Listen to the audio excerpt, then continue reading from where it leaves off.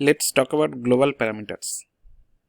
Global parameters can be defined at Azure Data Factory level, and it has fixed values which can be used across multiple pipelines. Let's go to the ADF. Here I am in the ADF. Now we need to go to Manage option and select Global Parameters.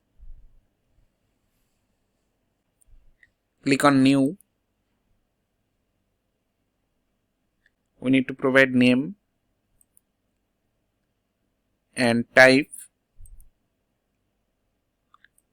and the value.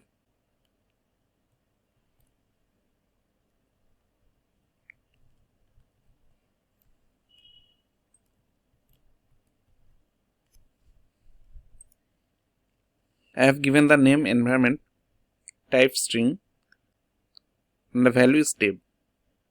Click on save. This is the new global parameter. Now let's go to any pipeline.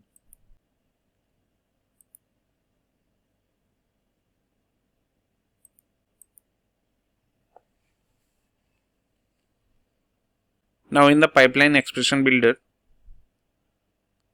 in the parameter section, the global parameter is available. We can use this global parameter in any pipeline in this data factory.